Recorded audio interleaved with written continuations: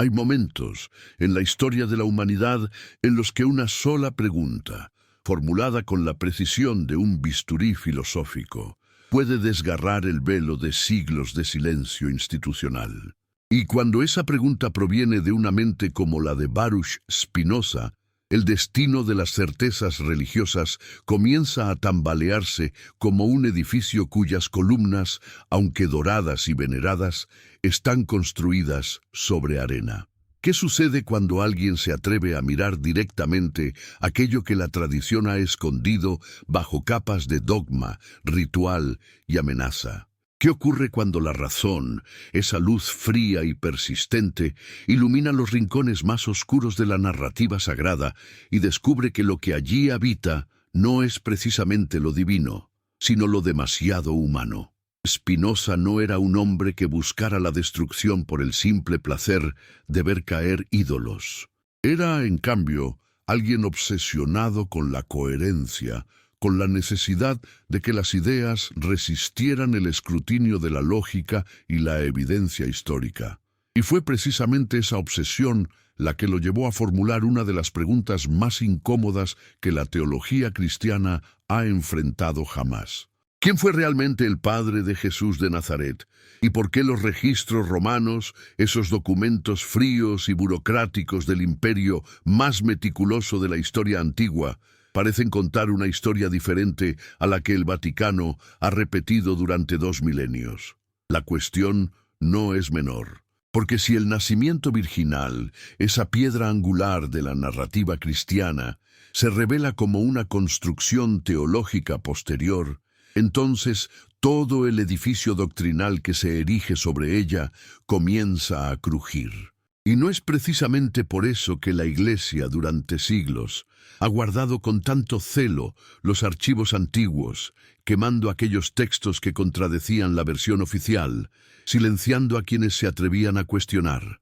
Spinoza sabía que la verdad no se encuentra en las proclamas de fe, sino en los documentos olvidados, en los testimonios que no fueron destruidos a tiempo, en las contradicciones que ninguna retórica puede resolver. Y cuando comenzó a estudiar los textos hebreos, los evangelios canónicos y apócrifos, y a contrastarlos con lo poco que se sabía de los registros romanos, descubrió algo que el Vaticano había intentado enterrar con desesperación: que la historia de Jesús, tal como se cuenta oficialmente, está llena de huecos, de incoherencias, de silencios que gritan más fuerte que las palabras escritas. ¿Por qué los evangelios, esos textos que supuestamente narran la vida del Hijo de Dios, fueron escritos décadas después de los hechos que describen? ¿Por qué cada uno de ellos presenta versiones diferentes del mismo acontecimiento, contradicciones que ningún teólogo ha podido resolver sin recurrir a la fe como última trinchera?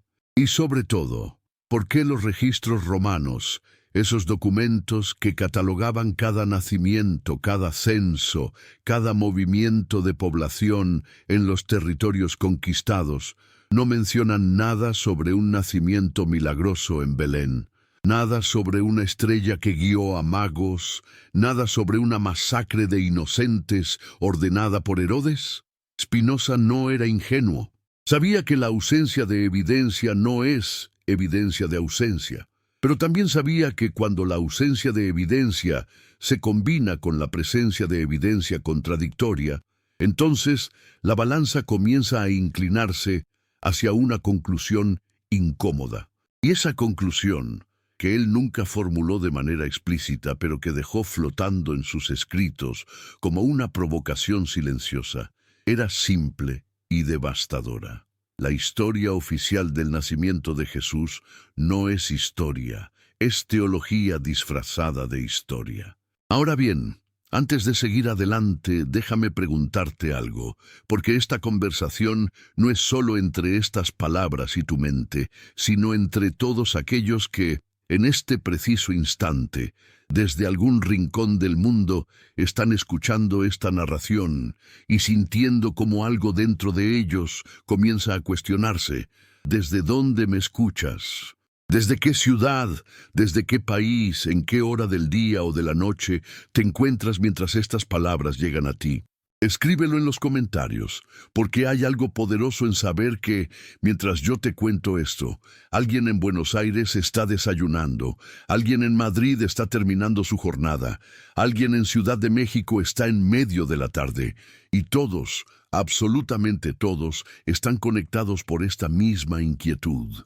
Y si este video te ha hecho pensar, si algo en ti ha resonado con lo que aquí se dice, compártelo con un amigo cercano, con alguien que también se atreva a cuestionar, porque las bendiciones no solo caen del cielo, sino que se multiplican cuando compartimos aquello que nos hace más libres, más conscientes, más humanos. Pero volvamos a Spinoza, porque su mirada sobre este asunto no era la de un escéptico superficial, sino la de un filósofo que había comprendido algo fundamental, que las religiones no se sostienen sobre la verdad de sus relatos, sino sobre el poder de sus narrativas. Y el poder de una narrativa no reside en que sea verdadera, sino en que sea efectiva, en que logre someter la voluntad, en que consiga que millones de personas renuncien a su capacidad de pensar por sí mismas y se entreguen a la autoridad de aquellos que se autoproclaman intermediarios de lo divino. ¿Y qué narrativa podría ser más efectiva, más sublime, más capaz de generar sumisión que la del nacimiento virginal? Porque si Jesús nació de una mujer que nunca conoció varón, si su concepción fue obra directa de Dios, entonces su autoridad no es humana, es divina. Y cuestionar sus enseñanzas es cuestionar a Dios mismo. Pero sí, por el contrario, Jesús nació de un hombre y una mujer, como todos los seres humanos, entonces su autoridad no es diferente de la de cualquier otro maestro, cualquier otro profeta, cualquier otro ser humano que haya tenido algo importante que decir. Y eso, precisamente eso, es lo que la Iglesia no puede permitir. Spinoza entendió que el dogma del nacimiento virginal no es una cuestión teológica, es una cuestión política. Porque al declarar que Jesús no tuvo padre terrenal, la Iglesia se asegura de que nadie pueda rastrear su linaje, nadie pueda investigar su familia, nadie pueda descubrir que, quizás, su origen fue tan humano, tan ordinario, tan sujeto a las complejidades de la vida real como el de cualquier otro ser humano. Y los registros romanos, esos documentos que catalogaban con precisión obsesiva cada nacimiento, cada matrimonio, cada transacción comercial, cada movimiento de tropas, esos registros que han sobrevivido en fragmentos dispersos por bibliotecas y archivos olvidados, cuentan una historia diferente. No mencionan ningún nacimiento milagroso, no registran ninguna visita de magos. No hay rastro de la masacre de inocentes que supuestamente ordenó Herodes, y lo más revelador de todo, hay indicios, fragmentarios pero persistentes, de que María, la madre de Jesús, estaba casada con un hombre llamado José, y que ese matrimonio fue registrado en los censos romanos como cualquier otro matrimonio de la época. ¿Y qué significa eso? ¿Significa que todo lo que nos han enseñado es mentira? No necesariamente, pero sí significa que la versión oficial, esa que se ha repetido durante 2000 años desde los púlpitos de las iglesias más poderosas del mundo, no es la única versión posible. Y más importante aún, significa que hay versiones alternativas que fueron suprimidas, silenciadas, quemadas, porque amenazaban el poder de aquellos que se beneficiaban de mantener la narrativa oficial intacta.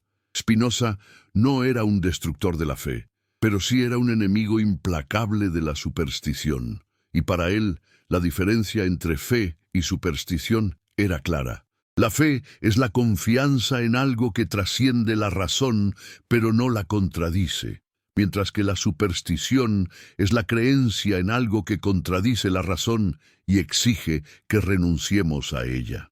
Y cuando la Iglesia exige que creamos en el nacimiento virginal, a pesar de la ausencia de evidencia histórica, a pesar de las contradicciones en los evangelios, a pesar de lo que los registros romanos sugieren, No está pidiendo fe, está exigiendo superstición. Pero el problema no es solo histórico, es filosófico. Porque si aceptamos que el dogma del nacimiento virginal fue construido para servir a intereses políticos y de poder, entonces tenemos que preguntarnos, ¿qué otros dogmas fueron construidos de la misma manera? ¿Cuántas de las doctrinas que se nos han enseñado como verdades reveladas son, en realidad, construcciones humanas diseñadas para mantener el control sobre las masas? Y aquí es donde Spinoza se vuelve realmente peligroso, porque su método no se detiene en una sola cuestión. Una vez que aprendes a cuestionar un dogma, aprendes a cuestionar todos los dogmas. Una vez que comprendes que la autoridad eclesiástica se sostiene sobre narrativas que no resisten el escrutinio de la razón, entonces toda la estructura de poder religiosa comienza a desmoronarse. Y eso es exactamente lo que la Iglesia teme. No teme a los ateos, porque los ateos rechazan la religión desde fuera. Lo que realmente teme es a los pensadores como Spinoza, que cuestionan la religión desde dentro, que conocen los textos sagrados mejor que los propios sacerdotes, que utilizan la razón no para destruir la espiritualidad, sino para liberar al ser humano de las cadenas de la superstición. Los registros romanos, esos fragmentos de papiro y pergamino que han sobrevivido al paso de los siglos, cuentan una historia de un imperio obsesionado con el orden, con la catalogación, con el control. Cada provincia tenía sus escribas, cada ciudad tenía sus archivos, cada nacimiento y muerte quedaba registrado con una precisión que hoy nos sorprendería. Y sin embargo, en toda esa inmensa burocracia imperial, no hay ni una sola mención de un nacimiento milagroso en Belén. No hay ningún registro de magos que visitaran a un recién nacido en un pesebre. No hay ninguna orden de Herodes para matar a los niños menores de 2 años. ¿Y cómo es posible eso? ¿Cómo es posible que un acontecimiento de tal magnitud, un acontecimiento que supuestamente alteró el curso de la historia humana, no dejara ningún rastro en los archivos del imperio más meticuloso de la antigüedad? Spinoza conocía esta ausencia y la consideraba significativa, no como prueba definitiva de que nada ocurrió, sino como evidencia de que lo que ocurrió fue muy diferente de lo que los evangelios narran. Y entonces surge la pregunta que nadie quiere formular. La pregunta que el Vaticano ha intentado suprimir con todas sus fuerzas: si el nacimiento virginal es una construcción teológica posterior, ¿quién fue realmente el padre de Jesús? Los evangelios mencionan a José, pero solo para decir que no era el padre biológico. Y sin embargo, los registros romanos, en la medida en que podemos reconstruirlos, sugieren que José era el esposo de María, y que su matrimonio fue registrado como cualquier otro matrimonio de la época. ¿Y qué implica eso?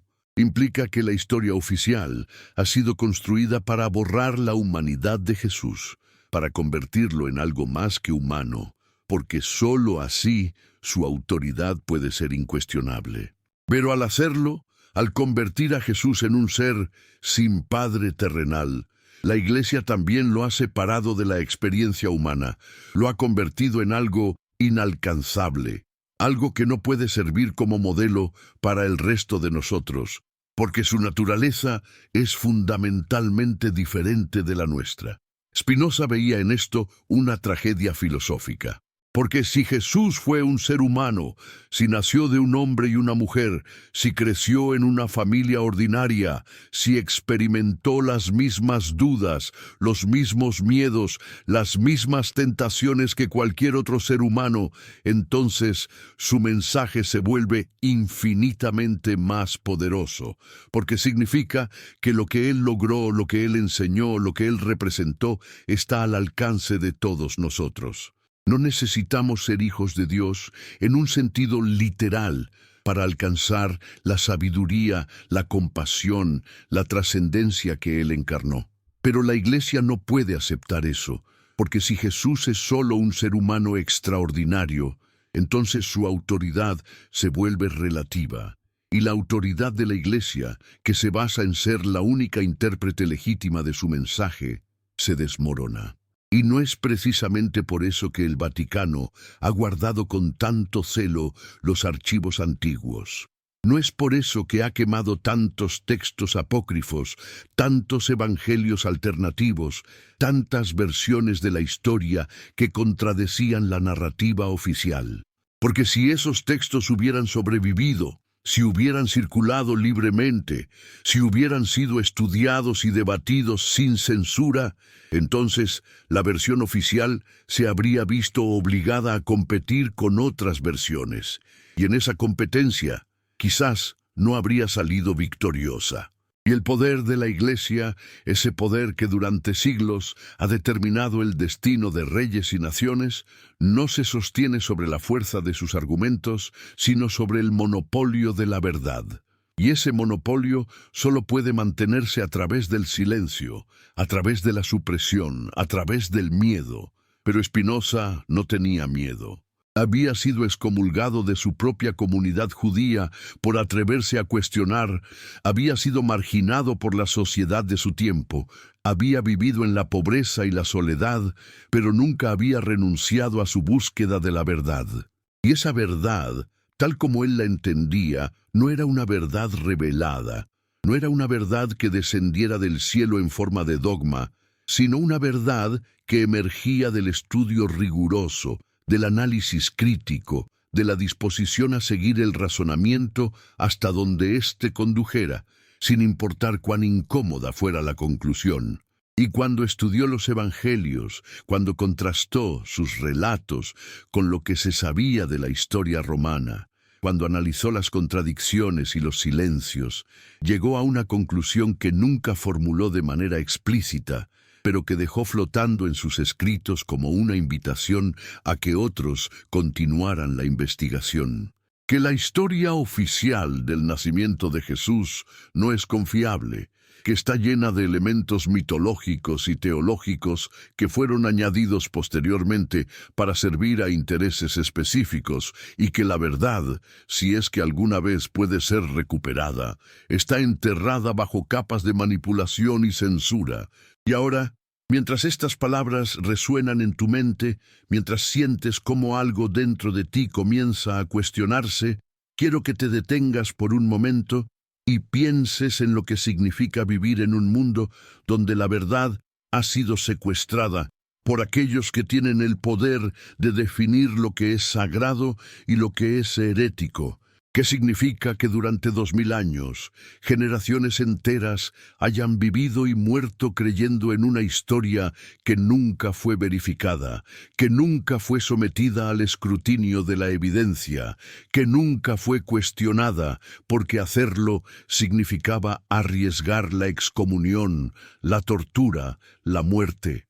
¿Y qué significa para nosotros aquí y ahora, en este momento de la historia, el descubrir que esa historia oficial está llena de grietas, de contradicciones, de silencios que gritan más fuerte que las palabras escritas?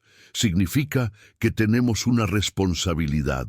No la responsabilidad de destruir la fe de aquellos que encuentran consuelo en ella, sino la responsabilidad de buscar la verdad, de no conformarnos con las respuestas fáciles, de no renunciar a nuestra capacidad de pensar por nosotros mismos. Porque eso es lo que Spinoza nos enseña. No nos enseña a ser ateos, nos enseña a ser libres. No nos enseña a rechazar la espiritualidad, nos enseña a rechazar la superstición, no nos enseña a destruir la religión, nos enseña a distinguir entre aquello que en la religión nos libera y aquello que nos esclaviza. Y cuando aplicamos ese criterio a la historia del nacimiento de Jesús, cuando nos preguntamos si esa historia nos libera o nos esclaviza, la respuesta es clara: nos esclaviza, porque nos pide que renunciemos a nuestra razón, que aceptemos sin cuestionar, que creamos en lo imposible simplemente porque alguien con autoridad nos dice que debemos creer. Y eso no es fe, eso es sumisión. Y la sumisión nunca ha sido el camino hacia lo divino. sino hacia el control de unos pocos sobre muchos. Los registros romanos, esos fragmentos dispersos que han sobrevivido al paso de los siglos, no nos dan una respuesta definitiva. No nos dicen quién fue el padre de Jesús, no nos cuentan la historia completa de su nacimiento, no resuelven todas las contradicciones de los evangelios. Pero sí nos dicen algo importante, que la historia oficial no es la única historia posible, que hay versiones alternativas que fueron suprimidas, que la verdad es más compleja, más ambigua, más humana de lo que nos han enseñado. Y eso, en sí mismo, es liberador, porque significa que no estamos obligados a aceptar la narrativa oficial simplemente porque es oficial. Significa que podemos cuestionar, que podemos investigar, que podemos pensar por nosotros mismos. Y ese es el verdadero legado de Spinoza. No una doctrina, no un dogma, no una verdad revelada, sino un método, una forma de pensar, una disposición a seguir la razón hasta donde ésta nos conduzca, sin importar cuán incómoda sea la verdad que descubramos. Y ahora, mientras termina esta primera parte de nuestra exploración, mientras sientes cómo las preguntas comienzan a multiplicarse en tu mente, quiero que te preguntes algo. ¿Estás dispuesto a seguir adelante? ¿Estás dispuesto a adentrarte más profundamente en este laberinto de contradicciones, de silencios, de verdades ocultas? Porque lo que viene a continuación no será más fácil. Lo que viene a continuación nos llevará al corazón mismo del conflicto entre fe y razón. Nos mostrará cómo Spinoza fue considerado el hereje más peligroso de su tiempo, precisamente porque se atrevió a mirar aquello que nadie más se atrevía a mirar, y nos obligará a enfrentar una pregunta que la humanidad ha evitado durante siglos. ¿Qué significa realmente tener fe? ¿Y en qué medida esa fe se sostiene sobre el miedo más que sobre la verdad? Porque si hay algo que Spinoza comprendió con una claridad devastadora, es que el miedo, más que la fe, ha sido el motor de la religión. Y es hora de que exploremos por qué significa ser un hereje. No es simplemente rechazar una doctrina, no es simplemente negar una creencia, no es simplemente decir que no. Ser un hereje es algo mucho más profundo, mucho más peligroso, mucho más amenazante para el orden establecido. Es atreverse a pensar de manera diferente en un mundo que exige uniformidad. Es formular preguntas en un contexto donde solo se permiten respuestas predeterminadas. Es caminar hacia la luz de la razón en una época donde las sombras del dogma son consideradas sagradas.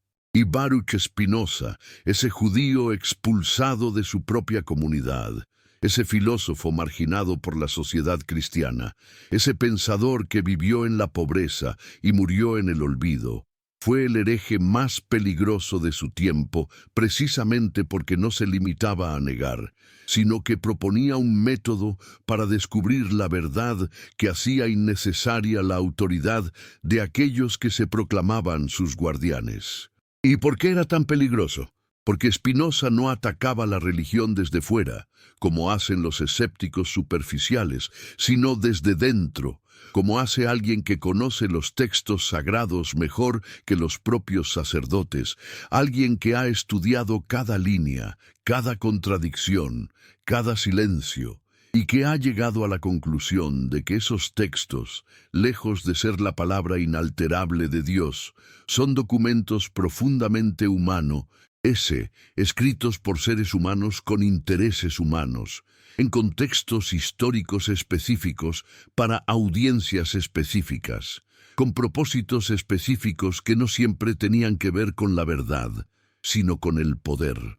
Y cuando Spinoza comenzó a aplicar ese método de análisis crítico a la historia del nacimiento de Jesús, cuando comenzó a cuestionar la narrativa oficial del Vaticano, no lo hacía por placer destructivo, no lo hacía por rebeldía adolescente, no lo hacía por el simple deseo de escandalizar. Lo hacía porque había comprendido algo fundamental. que la verdad no puede ser defendida con mentiras, que la fe no puede sostenerse sobre la superstición y que lo divino, si es que existe, no necesita el miedo para manifestarse. Pero el Vaticano no podía permitir que esas ideas se propagaran, porque si la gente comenzaba a cuestionar la historia oficial del nacimiento de Jesús, entonces comenzaría a cuestionar todo lo demás.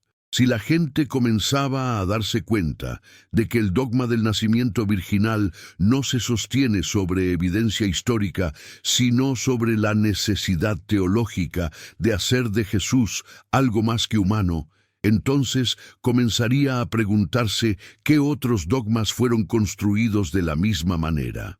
Y si la gente comenzaba a estudiar los registros romanos, esos fragmentos de papiro y pergamino que cuentan una historia diferente, entonces la autoridad de la Iglesia, esa autoridad que durante siglos ha determinado el destino de reyes y naciones, se vería seriamente amenazada. Por eso los libros de Spinoza fueron prohibidos, por eso sus ideas fueron condenadas, por eso su nombre se convirtió en sinónimo de ateísmo y blasfemia, aunque él nunca negó la existencia de Dios, sino solo la forma en que las instituciones religiosas habían secuestrado el concepto de Dios para sus propios fines. ¿Y qué encontró Spinoza cuando estudió los evangelios con la frialdad de un cirujano y la precisión de un matemático? Encontró contradicciones que ninguna teología puede resolver sin recurrir a la fe como última trinchera. Encontró silencios que gritan más fuerte que las palabras escritas. Encontró versiones diferentes del mismo acontecimiento, que no pueden ser reconciliadas entre sí, a menos que aceptemos que los evangelios no son testimonios históricos, sino construcciones teológicas. Mateo cuenta la historia de una manera, Lucas de otra, Marcos la ignora casi por completo, Juan la transforma en algo completamente diferente. ¿Y cómo es posible que 4 testigos del acontecimiento más importante de la historia humana cuenten versiones tan radicalmente diferentes? La respuesta es simple y devastadora, porque no eran testigos, eran teólogos que escribían décadas después de los hechos que describían, en contextos diferentes, para audiencias diferentes, con propósitos diferentes. Y cada uno de ellos construyó su versión de la historia para servir a sus propios intereses teológicos, no para preservar la verdad histórica. Pero Spinoza no se detuvo en las contradicciones internas de los evangelios. También estudió lo que los registros romanos decían, o más precisamente, lo que no decían. Y lo que no decían era revelador. No mencionaban ningún nacimiento milagroso en Belén. No registraban ninguna estrella que hubiera guiado a magos desde Oriente. No había ninguna orden de Herodes para matar a los niños menores de 2 años. Y lo más importante, los censos romanos, esos documentos meticulosos que catalogaban cada nacimiento, cada matrimonio, cada transacción comercial, sugerían que María estaba casada con José y que ese matrimonio había sido registrado como cualquier otro matrimonio de la época. ¿Y qué significa eso? Significa que la historia oficial del nacimiento virginal no es historia, es teología. Es una construcción posterior diseñada para hacer de Jesús algo más que humano, porque sólo así su autoridad podía ser incuestionable. Y aquí es donde el conflicto entre fe y razón alcanza su punto más agudo. Porque la fe, tal como la entiende la Iglesia, exige que creamos en lo imposible simplemente porque nos dicen que debemos creer. La razón, en cambio, nos invita a cuestionar, a investigar, a no aceptar nada sin evidencia. Y cuando aplicamos la razón a la historia del nacimiento de Jesús, cuando estudiamos los textos con la misma rigurosidad con que estudiaríamos cualquier otro documento histórico, cuando contrastamos las narrativas evangélicas con lo que sabemos de la historia romana, llegamos a una conclusión incómoda, que la versión oficial no se sostiene. No se sostiene históricamente, no se sostiene lógicamente, no se sostiene racionalmente. Solo se sostiene si renunciamos a nuestra capacidad de pensar por nosotros mismos y nos entregamos ciegamente a la autoridad de aquellos que se proclaman intermediarios de lo divino. Spinoza entendió que este conflicto no era solo intelectual, era existencial, porque en el fondo, lo que estaba en juego no era solo la verdad histórica sobre el nacimiento de Jesús, sino algo mucho más profundo, la libertad humana. Porque si aceptamos que debemos creer sin cuestionar, que debemos renunciar a nuestra razón en nombre de la fe, que debemos someternos a la autoridad de aquellos que se proclaman guardianes de la verdad, entonces estamos renunciando a lo que nos hace humanos. Estamos renunciando a nuestra capacidad de pensar, de cuestionar, de decidir por nosotros mismos qué es verdadero y qué no lo es. Y eso no es fe, eso es sumisión. Y la sumisión nunca ha sido el camino hacia lo divino, sino hacia la esclavitud. Pero la Iglesia no puede aceptar esa distinción, porque su poder no se sostiene sobre la fe genuina, sino sobre la sumisión. No se sostiene sobre la búsqueda sincera de la verdad, sino sobre el monopolio de la verdad. No se sostiene sobre el amor a Dios, sino sobre el miedo a la condenación. Y es precisamente ese miedo el que ha sido el motor de la religión durante siglos. El miedo a ser castigado, el miedo a ser excluido, el miedo a ser condenado eternamente. Y la Iglesia ha cultivado ese miedo con una eficacia escalofriante. Ha construido toda su estructura de poder sobre ese miedo. Ha sometido a millones de personas a través de ese miedo. Y cuando alguien como Spinoza viene y dice que ese miedo no tiene fundamento racional, que es una construcción humana diseñada para mantener el control, entonces la Iglesia reacciona con una violencia que revela la fragilidad de su autoridad. ¿Y no es revelador que la Iglesia haya intentado quemar los textos de Spinoza? ¿No es revelador que sus libros hayan sido prohibidos, que su nombre haya sido anatematizado, que cualquiera que lo leyera o lo defendiera arriesgara la excomunión?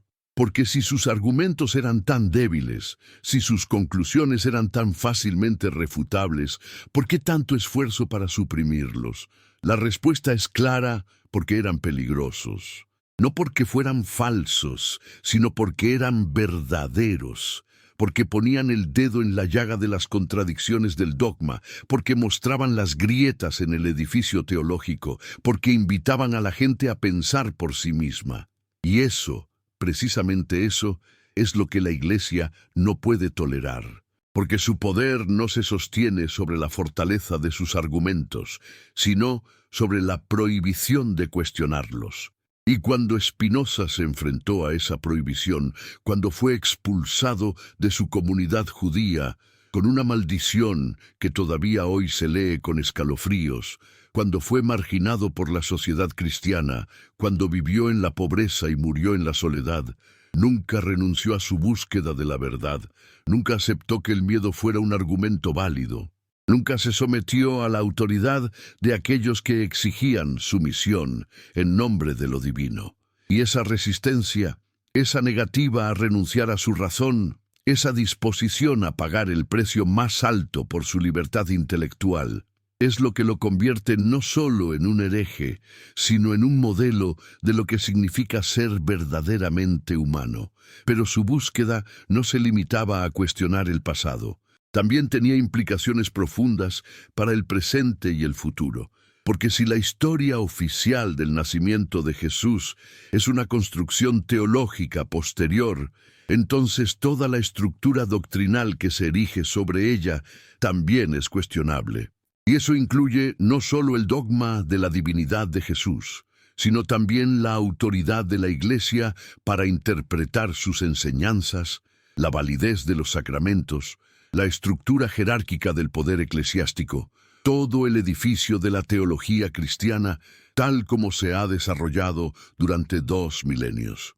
Y si todo eso es cuestionable, si todo eso se sostiene sobre una narrativa que no resiste el escrutinio de la razón y la evidencia histórica, entonces lo que tenemos no es religión, es ideología, no es fe, es control, no es espiritualidad, es política disfrazada de espiritualidad. Y aquí es donde la figura de Spinoza se vuelve no solo históricamente importante, sino filosóficamente esencial. Porque él no se limitó a cuestionar un dogma particular, desarrolló un método para cuestionar todos los dogmas. No se limitó a señalar las contradicciones en los evangelios, mostró por qué esas contradicciones importan. No se limitó a sugerir que la historia oficial del nacimiento de Jesús era cuestionable, explicó por qué era necesario cuestionarla. Y ese método, esa forma de pensar, esa disposición a seguir la razón hasta donde ésta conduzca sin importar cuán incómoda sea la verdad que descubramos, es su verdadero legado. No una doctrina específica, no una conclusión particular, sino una forma de relacionarnos con la verdad que nos libera de la tiranía de la autoridad y nos devuelve la responsabilidad de pensar por nosotros mismos. Porque eso es lo que realmente estaba en juego en su confrontación con la Iglesia. No solo una discusión académica sobre textos antiguos, sino una lucha fundamental por la libertad humana. ¿Tenemos derecho a pensar por nosotros mismos o ese derecho pertenece exclusivamente a aquellos que se proclaman intermediarios de lo divino? ¿Podemos cuestionar las narrativas oficiales o estamos obligados a aceptarlas sin importar cuántas contradicciones contengan? ¿Podemos buscar la verdad donde sea que nos conduzca o debemos limitarnos a las verdades que nos han sido autorizadas? Y Spinoza respondió a esas preguntas con una claridad que todavía hoy nos interpela. La libertad de pensar no es un privilegio otorgado por la autoridad, es un derecho inalienable de todo ser humano. Y nadie, ninguna institución, ninguna tradición, ninguna autoridad religiosa o política tiene derecho a arrebatarnos ese derecho. Los registros romanos, esos fragmentos de papiro y pergamino que han sobrevivido al paso de los siglos, no nos dan todas las respuestas. No nos cuentan la historia completa. No resuelven todas las contradicciones, pero sí nos muestran algo importante, que la historia oficial no es la única historia posible, que hay versiones alternativas que fueron suprimidas, que la verdad es más compleja y más ambigua de lo que nos han enseñado. Y eso, en sí mismo, es liberador, porque significa que no estamos obligados a aceptar la narrativa oficial simplemente porque es oficial. Significa que podemos cuestionar, que podemos investigar, que podemos pensar por nosotros mismos, y ese es el verdadero legado de Spinoza. No una verdad revelada, sino un método para descubrir la verdad. Y ahora, mientras estas palabras resuenan en tu mente, mientras sientes cómo las preguntas se multiplican y cómo las certezas se desmoronan, quiero que te preguntes algo. ¿Estás dispuesto a asumir la responsabilidad que implica pensar por ti mismo? ¿Estás dispuesto a vivir sin las certezas fáciles que te ofrecen aquellos que se proclaman guardianes de la verdad? ¿Estás dispuesto a aceptar que la búsqueda de la verdad nunca termina, que cada respuesta genera nuevas preguntas, que la libertad intelectual tiene un precio que muchos no están dispuestos a pagar? Porque si hay algo que Spinoza nos enseña, es que la libertad no es gratuita. La libertad exige coraje, exige honestidad intelectual, exige la disposición a enfrentar lo desconocido sin la muleta de las certezas preestablecidas. Y ese coraje, esa honestidad, esa disposición, es lo que nos hace verdaderamente humanos. Pero el conflicto entre fe y razón no terminó con Spinoza. Sigue vivo hoy.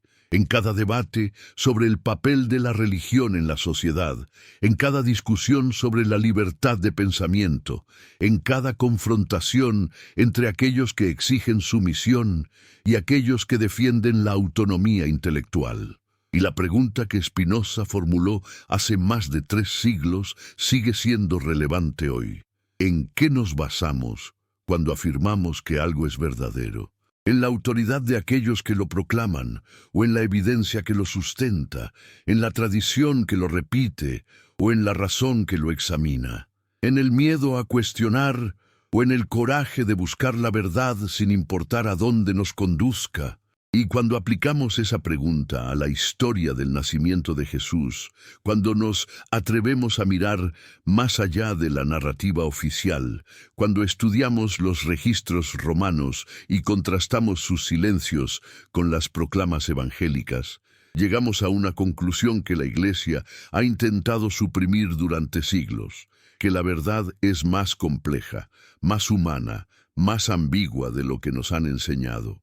Y esa complejidad, lejos de ser una amenaza para la espiritualidad, es precisamente lo que la hace auténtica, porque la espiritualidad genuina no necesita mentiras para sostenerse, no necesita dogmas incuestionables para ser significativa, no necesita el miedo para ser efectiva. La espiritualidad genuina se sostiene sobre la búsqueda sincera de la verdad, sobre la disposición a enfrentar lo desconocido con honestidad, sobre la humildad de reconocer que no tenemos todas las respuestas. Y Spinoza comprendió eso mejor que nadie. Comprendió que lo divino, si es que existe, no necesita ser defendido con mentiras. Comprendió que la fe genuina no se sostiene sobre la superstición, sino sobre la confianza en algo que trasciende la razón sin contradecirla. Comprendió que la libertad humana no es un obstáculo para la espiritualidad, sino su condición de posibilidad. Y esa comprensión lo convirtió en el hereje más peligroso de su tiempo, porque amenazaba todo el edificio de poder que la Iglesia había construido durante siglos. Un edificio que no se sostiene sobre la fortaleza de sus argumentos, sino sobre la prohibición de cuestionarlos. Un edificio que no se sostiene sobre el amor a la verdad, sino sobre el miedo a descubrirla. Un edificio que no se sostiene sobre la fe genuina, sino sobre la sumisión forzada. Y ahora, mientras esta segunda parte de nuestra exploración llega a su fin, mientras sientes cómo las preguntas se multiplican en tu mente y cómo las certezas que te han acompañado durante toda tu vida comienzan a tambalearse, quiero que te prepares para lo que viene a continuación. Porque lo que viene no será más fácil. Lo que viene nos llevará al clímax de esta reflexión filosófica, nos mostrará por qué la verdad, una vez que comienza a salir a la luz, no puede ser enterrada para siempre. Nos obligará a enfrentar la pregunta más incómoda de todas. ¿Qué hacemos con la verdad cuando descubrimos que contradice todo lo que nos han enseñado? Porque Spinoza no solo cuestionó el dogma del nacimiento virginal, cuestionó toda la estructura de poder que se sostenía sobre ese dogma, y esa es la verdadera amenaza que representaba. No que pusiera en duda una creencia particular, sino que mostrara el método para poner en duda todas las creencias. Y ese método, una vez liberado, no puede ser contenido. Y es hora de que exploremos sus consecuencias finales.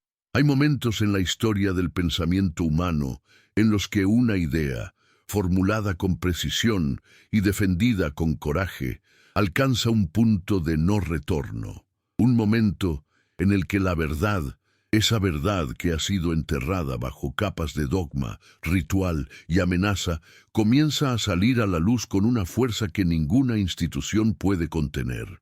Y ese momento, para la historia del nacimiento de Jesús, tal como la cuenta el Vaticano, llegó con Spinoza.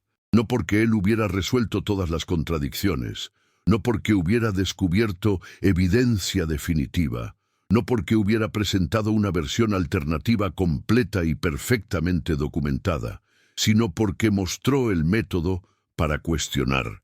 Y ese método, una vez liberado, no puede ser detenido. Porque si podemos cuestionar el dogma del nacimiento virginal, si podemos aplicar la razón y la evidencia histórica a esa narrativa sagrada, entonces podemos cuestionar cualquier dogma, cualquier narrativa, cualquier verdad que se nos presente como incuestionable. ¿Y qué significa eso para la humanidad? Significa que hemos cruzado un umbral irreversible. Significa que ya no podemos regresar a la inocencia intelectual, a la sumisión ciega, a la aceptación acrítica de lo que nos dicen aquellos que se proclaman intermediarios de lo divino. Significa que la autoridad, cualquier autoridad, debe ser justificada, debe ser sustentada en evidencia, debe resistir el escrutinio de la razón. Y si no puede hacerlo, entonces no es autoridad legítima, es solo poder disfrazado de autoridad. Y el poder sin legitimidad es tiranía. Y la tiranía, tarde o temprano, siempre cae. Porque la verdad, una vez que comienza a salir a la luz, no puede ser enterrada para siempre. Puede ser suprimida por un tiempo, puede ser silenciada por décadas o incluso siglos, pero eventualmente emerge. Y cuando lo hace, transforma todo.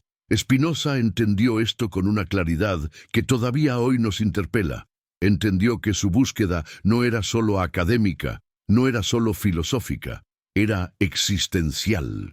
Porque lo que estaba en juego no era solo la verdad histórica sobre el nacimiento de Jesús, sino la libertad fundamental de todo ser humano para pensar por sí mismo, para cuestionar, para no aceptar nada sin evidencia.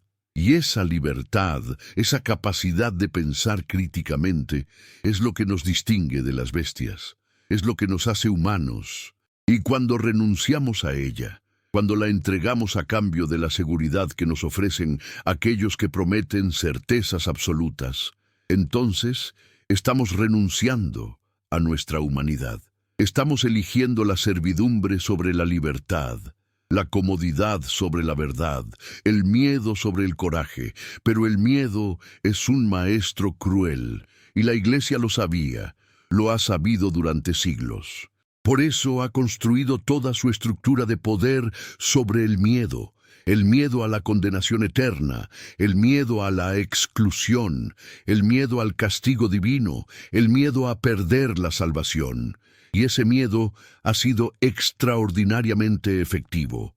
Ha mantenido a millones de personas sometidas durante siglos, ha silenciado las dudas, ha suprimido las preguntas, ha convertido la fe genuina en sumisión forzada. Pero Spinoza se atrevió a preguntar, ¿y si ese miedo no tiene fundamento? ¿Y si es solo una construcción humana diseñada para mantener el control? ¿Y si lo divino, si es que existe, no necesita el miedo para manifestarse? ¿Y si la verdadera espiritualidad comienza precisamente cuando dejamos de temer y comenzamos a buscar la verdad con honestidad? Esas preguntas no tienen respuestas fáciles. No pueden ser resueltas con un silogismo, no pueden ser probadas con un experimento, no pueden ser demostradas con evidencia empírica. Son preguntas que cada ser humano debe responder por sí mismo, en la soledad de su conciencia, en el silencio de su reflexión más profunda. Pero lo que Spinoza mostró es que esas preguntas deben ser formuladas, que no podemos simplemente aceptar las respuestas que nos dan aquellos que se benefician de mantener el miedo vivo, que tenemos la responsabilidad de pensar por nosotros mismos, de buscar la verdad donde sea que nos conduzca, de no renunciar a nuestra capacidad crítica en nombre de una fe que demasiado a menudo es solo sumisión disfrazada de virtud. Y cuando aplicamos ese método crítico a la historia del nacimiento de Jesús, cuando estudiamos los evangelios con la misma rigurosidad con que estudiaríamos cualquier otro texto histórico, cuando contrastamos sus narrativas con lo que sabemos de la historia romana, cuando prestamos atención a los silencios y las contradicciones, llegamos a una conclusión que el Vaticano ha intentado suprimir ante 2 milenios que la versión oficial no se sostiene. No se sostiene históricamente, no se sostiene lógicamente, no se sostiene racionalmente. Solo se sostiene si renunciamos a nuestra razón y nos entregamos ciegamente a la autoridad de aquellos que se proclaman guardianes de la verdad. Pero los registros romanos, esos fragmentos de papiro y pergamino que han sobrevivido al paso de los siglos, cuentan una historia diferente. No mencionan ningún nacimiento milagroso. No registran ninguna visita de magos. No hay rastro de la masacre de inocentes. Y lo más revelador, sugieren que María estaba casada con José y que ese matrimonio fue registrado como cualquier otro matrimonio de la época. ¿Y qué implica eso? Implica que la historia oficial ha sido construida para borrar la humanidad de Jesús, para convertirlo en algo más que humano, porque sólo así su autoridad puede ser incuestionable. Pero al hacerlo, al separar a Jesús de la experiencia humana, la Iglesia también ha separado su mensaje de la posibilidad de ser vivido por el resto de nosotros. Porque si Jesús fue un ser humano, si nació de un hombre y una mujer, si creció en una familia ordinaria, si experimentó las mismas dudas y los mismos miedos que cualquier otro ser humano, entonces su mensaje se vuelve infinitamente más poderoso. Porque significa que lo que Él logró, lo que Él enseñó, lo que Él representó, está al alcance de todos nosotros. No necesitamos ser hijos de Dios en un sentido literal para alcanzar la sabiduría, la compasión, la trascendencia que Él encarnó. Pero la Iglesia no puede aceptar eso, porque si Jesús es solo un ser humano extraordinario, entonces su autoridad se vuelve relativa, y la autoridad de la Iglesia, que se basa en ser la única intérprete legítima de su mensaje, se desmorona. Y ahí está el verdadero conflicto. No es un conflicto entre fe y razón, como a menudo se presenta. Es un conflicto entre dos formas de entender la fe. Por un lado, la fe como sumisión, como renuncia a la razón, como aceptación ciega de lo que nos dicen aquellos que tienen el poder. Por otro lado, la fe como búsqueda, como confianza en algo que trasciende la razón sin contradecirla, como disposición a enfrentar lo desconocido con honestidad. Y Spinoza eligió la segunda forma, no porque negara lo divino, sino porque se negaba a aceptar que lo divino necesitara mentiras para sostenerse, y esa elección tuvo consecuencias. Fue expulsado de su comunidad con una maldición que todavía hoy se lee con escalofríos. Fue marginado por la sociedad de su tiempo, vivió en la pobreza, murió en la soledad. Sus libros fueron prohibidos. Su nombre se convirtió en sinónimo de ateísmo y blasfemia.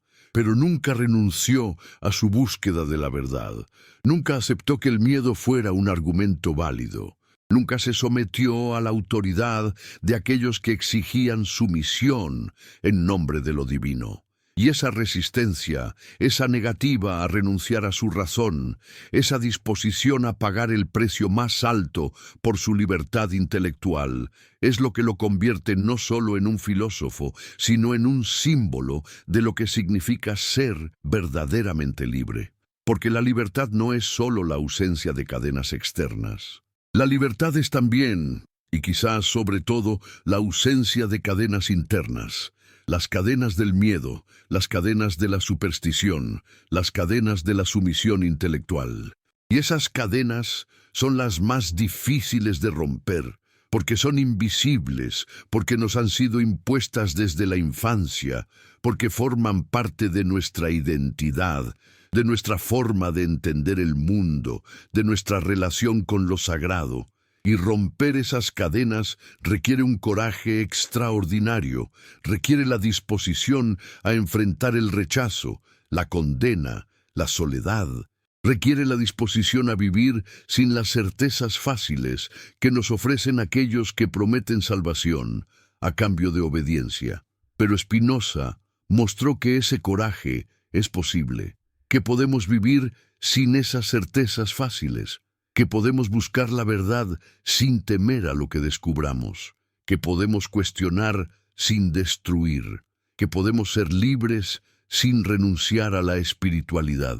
Y ese es su verdadero legado. No una doctrina específica, no una conclusión particular sobre el nacimiento de Jesús, sino un método, una forma de pensar, una disposición a seguir la razón hasta donde ésta nos conduzca sin importar cuán incómoda sea la verdad que descubramos. Y ahora, en este momento de la historia, cuando la información fluye con una libertad sin precedentes, cuando los archivos antiguos están siendo digitalizados y puestos a disposición de cualquiera con una conexión a Internet, cuando las herramientas de análisis crítico están al alcance de todos, el legado de Spinoza se vuelve más relevante que nunca. Porque ya no podemos depender de las autoridades para que nos digan qué es verdadero y qué no lo es. Tenemos acceso directo a las fuentes. Podemos leer los registros romanos, podemos estudiar los evangelios, podemos contrastar las narrativas oficiales con la evidencia histórica. Y cuando lo hacemos, cuando ejercemos esa capacidad crítica que Spinoza defendió con tanta pasión, llegamos a las mismas conclusiones que él, que la historia oficial está llena de contradicciones, que los silencios son tan reveladores como las palabras escritas, que la verdad es más compleja y más ambigua de lo que nos han enseñado. Y esa complejidad, lejos de ser una amenaza, es una liberación. Porque significa que no estamos obligados a elegir entre la fe y la razón, entre la espiritualidad y el pensamiento crítico, entre lo sagrado y lo humano. Podemos integrar todo eso en una comprensión más rica, más profunda, más auténtica de lo que significa ser humano. Podemos honrar la figura de Jesús sin necesidad de convertirlo en algo sobrenatural. Podemos respetar las enseñanzas de los evangelios sin necesidad de aceptar cada palabra como literalmente verdadera. Podemos ser espirituales sin necesidad de renunciar a nuestra razón. Y eso es precisamente lo que la Iglesia teme. Porque si la gente comienza a darse cuenta de que la espiritualidad genuina no necesita dogmas incuestionables, que la búsqueda de lo divino no requiere sumisión a una autoridad institucional, que la verdad puede ser encontrada sin intermediarios, entonces toda la estructura de poder eclesiástica se vuelve innecesaria, y lo que es innecesario eventualmente desaparece. No de la noche a la mañana, no sin resistencia, no sin intentos desesperados de mantener el control, pero eventualmente desaparece. Porque la historia humana es la historia de la libertad que gradualmente se expande, de la razón que lentamente reemplaza a la superstición, de la verdad que finalmente emerge de las sombras donde fue enterrada. Y Spinoza fue uno de los pioneros de ese proceso. No el único, no el primero, no el último, pero sí uno de los más valientes, uno de los más lúcidos, uno de los más dispuestos a pagar el precio de su libertad intelectual.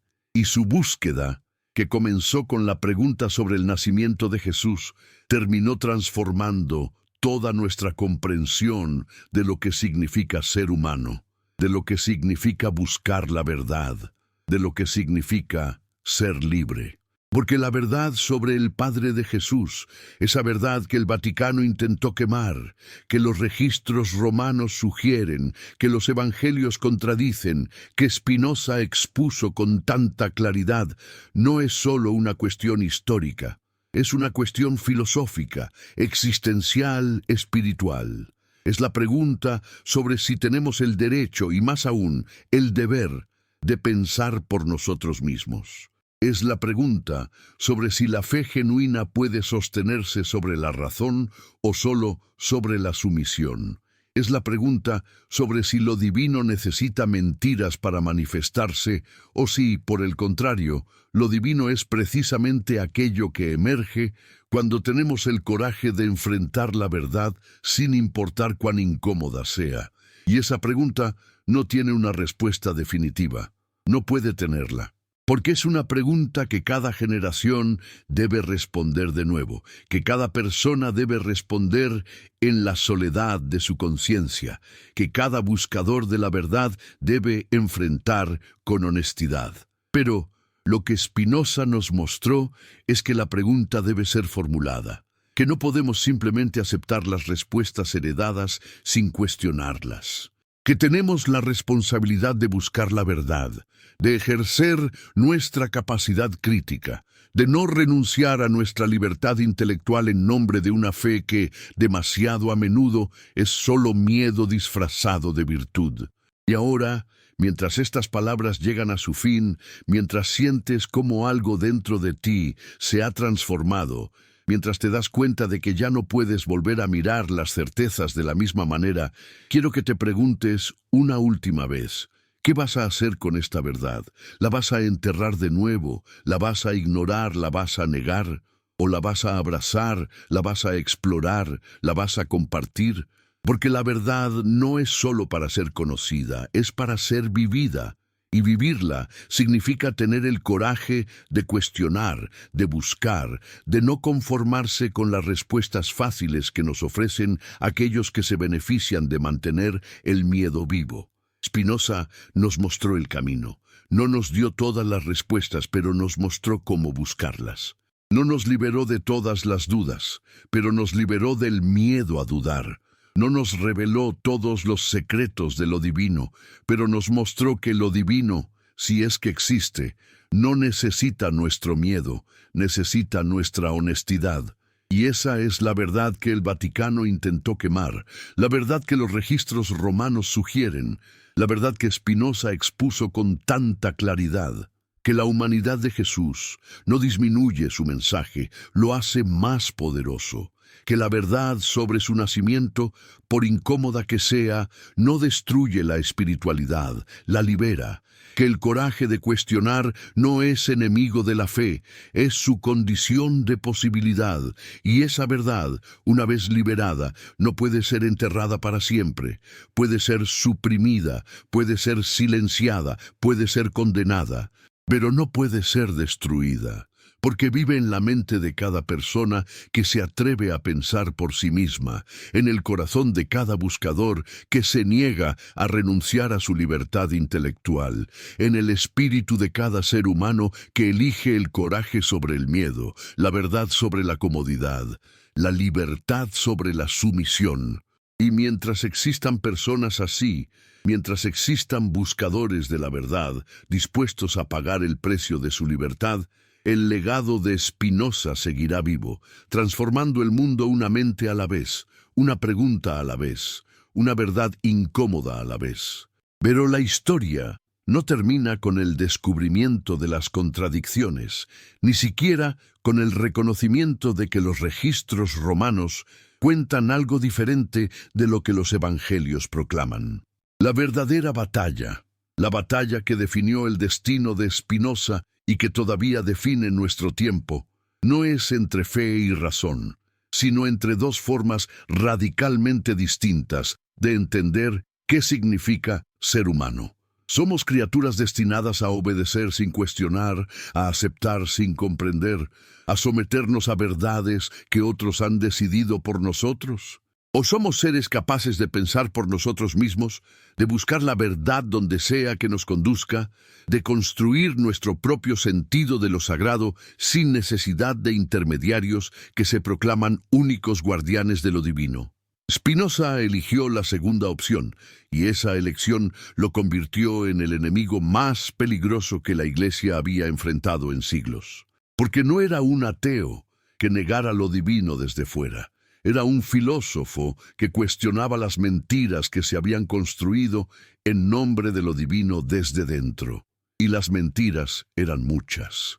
Porque cuando Spinoza profundizó en su estudio de los textos sagrados, cuando comenzó a contrastar versión con versión, testimonio con testimonio, narrativa con narrativa, descubrió algo que lo perturbó profundamente. que los evangelios no solo contradecían a los registros romanos, se contradecían entre sí de maneras tan flagrantes que ninguna explicación teológica podía reconciliarlas sin recurrir a la gimnasia intelectual más absurda. Mateo dice que Jesús nació en Belén porque sus padres vivían allí.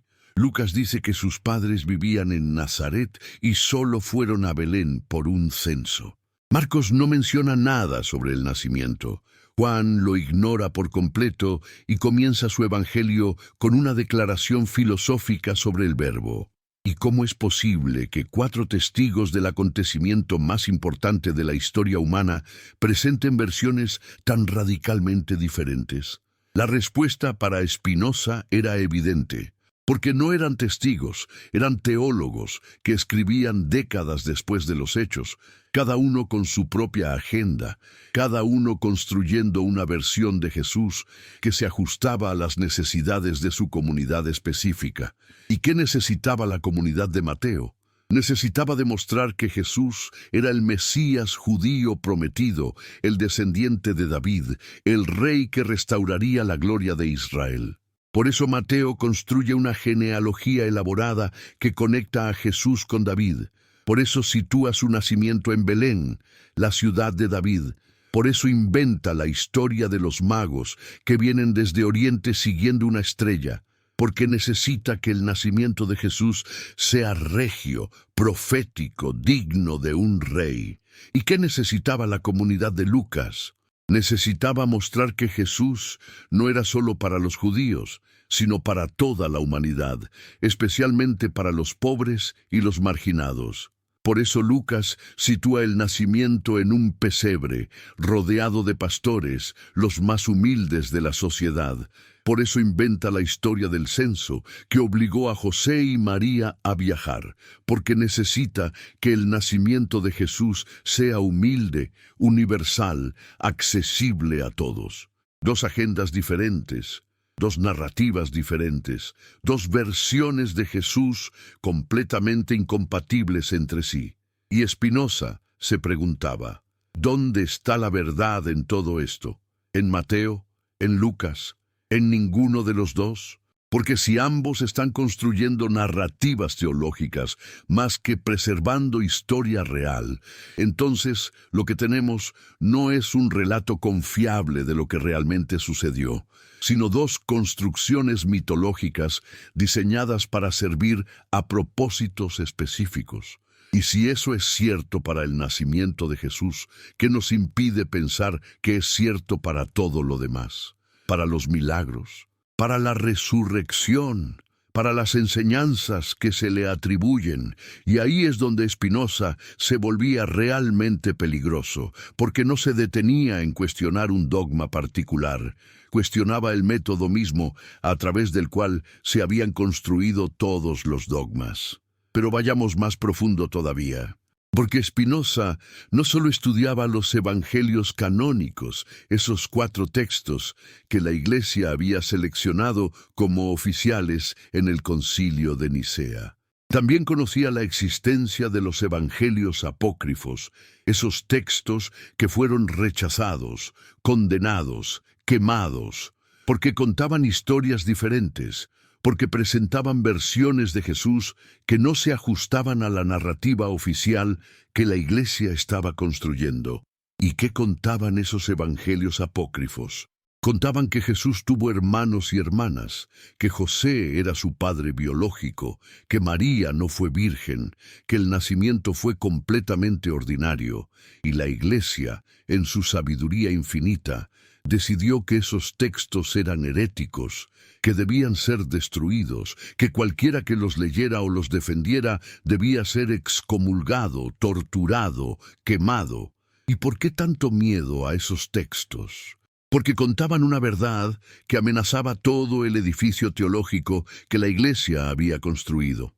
Porque si Jesús tuvo hermanos, entonces María no fue virgen perpetua. Si José fue su padre biológico, entonces su divinidad no es literal, sino metafórica. Si su nacimiento fue ordinario, entonces su autoridad no es diferente de la de cualquier otro maestro sabio. Y si todo eso es cierto, entonces la Iglesia no tiene ningún derecho especial para interpretar sus enseñanzas, ninguna autoridad divina para imponer dogmas, ningún poder para exigir sumisión en nombre de lo sagrado. Y eso, precisamente eso, es lo que la Iglesia no puede tolerar.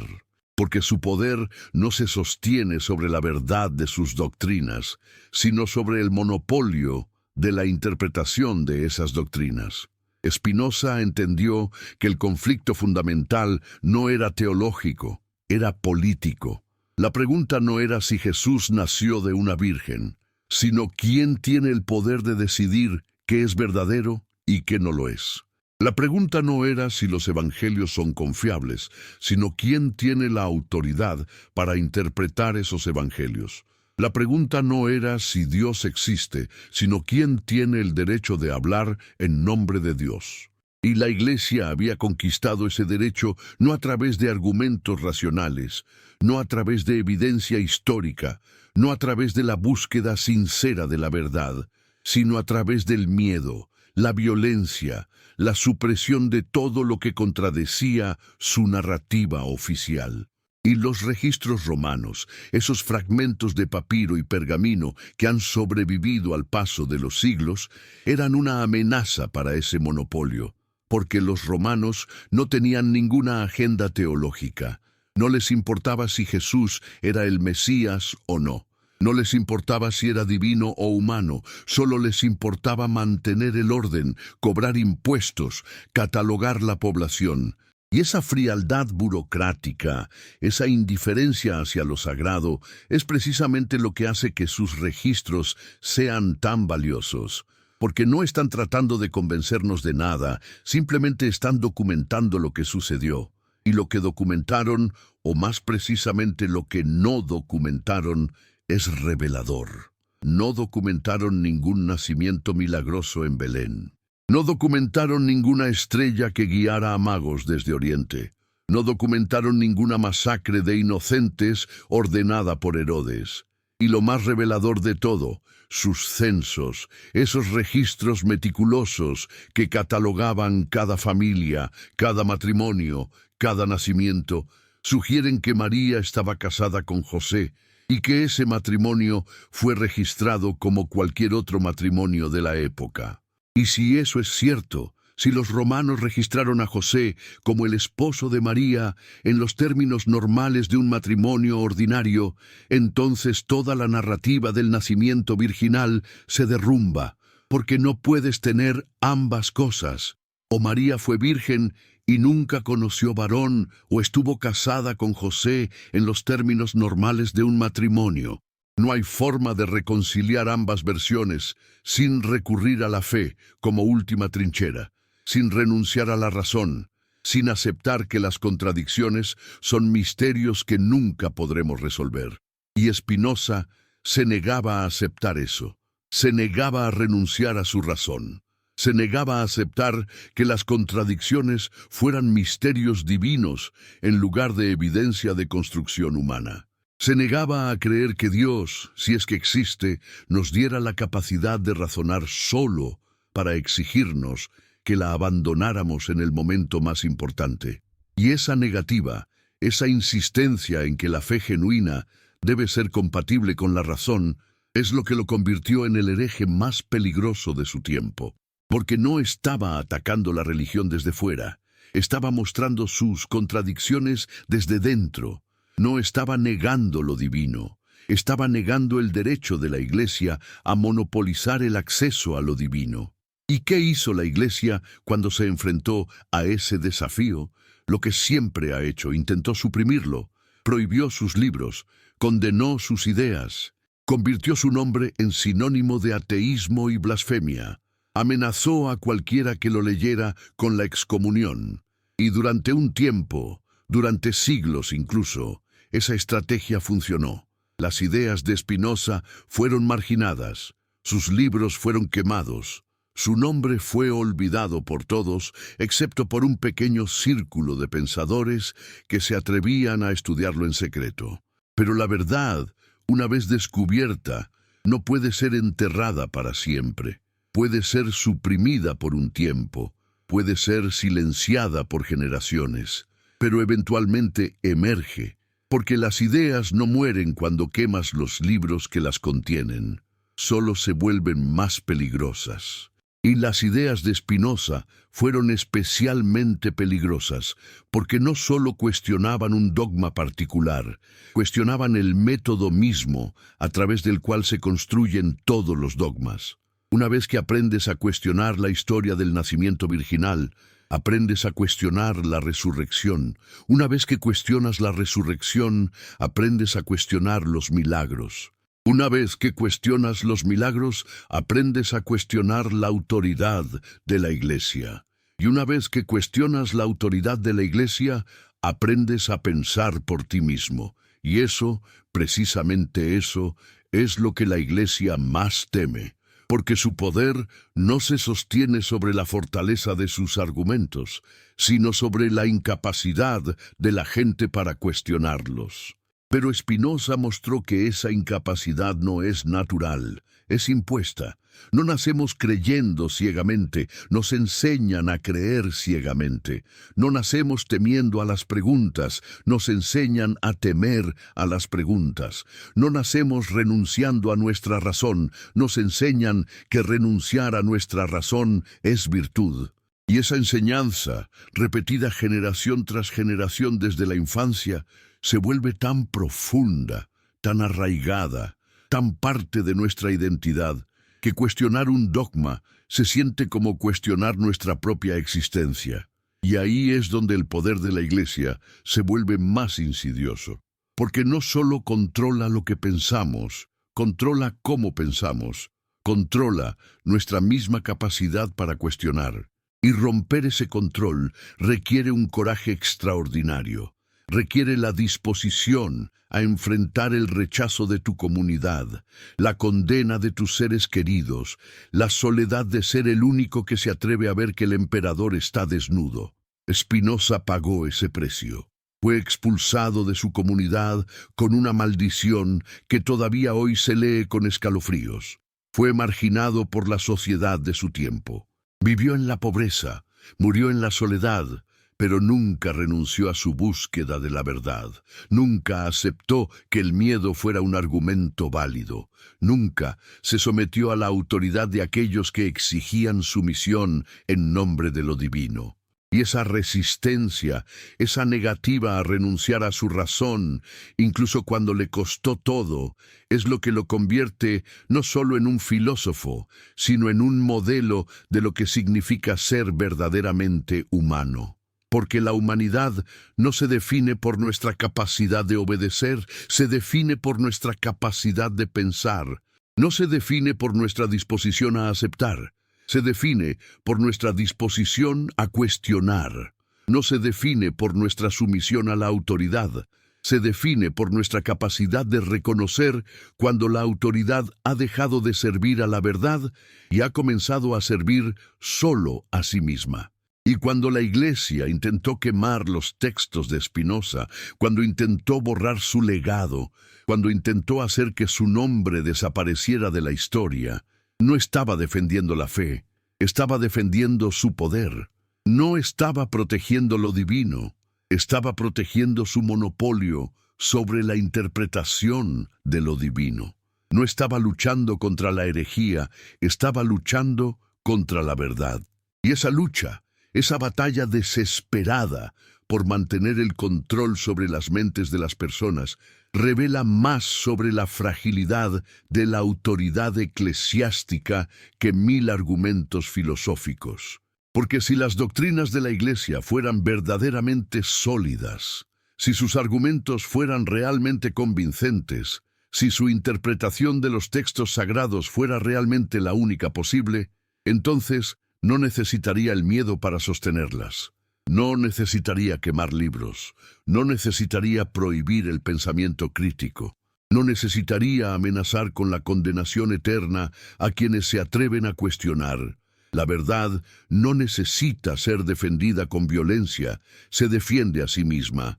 La verdad no necesita el miedo para ser aceptada, se acepta a sí misma. La verdad no necesita el poder para imponerse, se impone por su propia coherencia, por su propia evidencia, por su propia capacidad de resistir el escrutinio más riguroso. Y cuando aplicamos ese criterio a la historia del nacimiento de Jesús, cuando la sometemos al escrutinio de la razón y la evidencia histórica, cuando contrastamos las narrativas evangélicas con los registros romanos, cuando prestamos atención a las contradicciones y los silencios, llegamos a una conclusión inevitable, que la versión oficial no resiste el escrutinio. No porque seamos ateos, no porque odiemos la religión, no porque queramos destruir la fe de nadie, sino simplemente porque seguimos la evidencia donde sea que nos conduzca. Y la evidencia nos conduce a una conclusión incómoda, que la historia del nacimiento virginal no es historia, es teología. No es un relato de lo que sucedió, es una construcción de lo que se necesitaba que sucediera para que Jesús cumpliera con las profecías mesiánicas. Y esa construcción fue brillante, hay que reconocerlo, fue extraordinariamente efectiva. Ha sostenido el poder de la Iglesia durante 2 milenios, ha dado consuelo a millones de personas. Ha inspirado arte sublime, música trascendente, arquitectura que desafía la gravedad, pero que sea efectiva no la hace verdadera, y que haya sido consoladora no la hace confiable, y que haya inspirado belleza no la hace inmune al escrutinio, porque la verdad no se define por sus consecuencias, se define por su correspondencia con la realidad. Y cuando la narrativa teológica entra en conflicto con la evidencia histórica, tenemos que elegir: ¿renunciamos a la razón en nombre de la fe o renunciamos a las construcciones teológicas que no resisten el escrutinio en nombre de la honestidad intelectual? Spinoza eligió la honestidad intelectual. Y esa elección lo convirtió en el enemigo más peligroso que la Iglesia había enfrentado en siglos, porque no era un enemigo que pudiera ser derrotado con argumentos teológicos. Era un enemigo que exigía evidencia, coherencia, honestidad. Y frente a esa exigencia, frente a ese método riguroso de análisis crítico, la Iglesia no tenía defensa. Solo tenía el poder de suprimir, de prohibir, de amenazar. Y ese poder, aunque formidable durante siglos, eventualmente se reveló insuficiente, porque las ideas no mueren cuando quemas los libros que las contienen. Solo se vuelven más peligrosas, más atractivas, más irresistibles para aquellos que se atreven a pensar por sí mismos. Y ahora, en este momento de la historia, cuando los registros romanos están siendo digitalizados, cuando los evangelios apócrifos están disponibles para cualquiera con una conexión a Internet, cuando las herramientas de análisis crítico están al alcance de todos, el legado de Spinoza se vuelve más relevante que nunca, porque ya no podemos depender de las autoridades para que nos digan qué es verdadero. Podemos investigar por nosotros mismos, podemos contrastar versiones, podemos seguir la evidencia. Y cuando lo hacemos, cuando ejercemos esa capacidad crítica que Spinoza defendió con tanta pasión, llegamos a las mismas conclusiones que él, que la historia oficial está llena de contradicciones, que los silencios son reveladores, que la verdad es más compleja de lo que nos han enseñado. Y esa complejidad, lejos de ser una amenaza, es una liberación, porque nos devuelve la responsabilidad de pensar por nosotros mismos, de buscar la verdad sin intermediarios, de construir nuestro propio sentido de lo sagrado sin necesidad de que alguien nos diga cómo debemos creer.